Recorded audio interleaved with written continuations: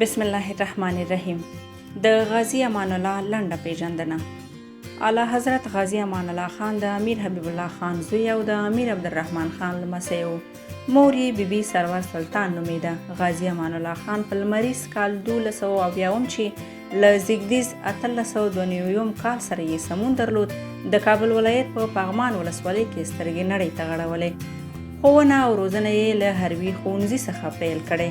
غازی امان الله خان په 1914 زیږدیز کال کې د محمود طرزي له لور سریا سره د شارارای په ماڼۍ کې واده وکړ او په 20 کلنۍ د 1919 کال د فبرورۍ 28 د جمعې په ورځ د افغانستان پاچاهۍ ته غوره شو. هغه له 1919 کال څخه تر 1929 کال پورې پر افغان خاورې پاچاهي و.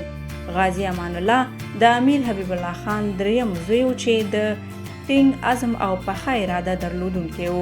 منځنۍ ونه روغه سټه غنم رنګه څېره، تورې غټې سترګې او لنډ بریتونه یې درلودل. ډېر ذکي، زر پوهېدونکې، ظریف او نکته لرونکې او اغېزمنې خبرې به یې کولې او چې کله به یې خبرې پیل کړې نو مقابل لوري به یې ژر تر اغېزې لاندې راوست. د پښتو او دري ترڅنګ یې ترکي ژبه هم روانه ویلی شوه او پر فرانسوي هم ژبه چلېده چې وروسته یې نورې ژبې هم زده کړې. موټر او موټر سایکل یې زده و. وسله یې هم ښه چلولی شو. د آس په سپرلۍ یې ځانګړی مهارت درلود.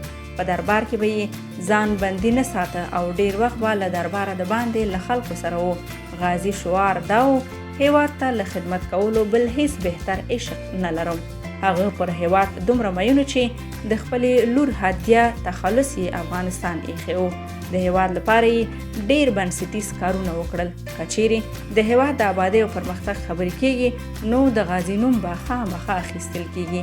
غازي په کال 1960 د اپریل په 15 نیټه له دې نړۍ سترګې پټې کړې او د هغه د وصیت سره سم په ننګرهار ولایت کې خاورو ته وسپارل شو. روح دې ښاد او یاد دې تل پاتې وي.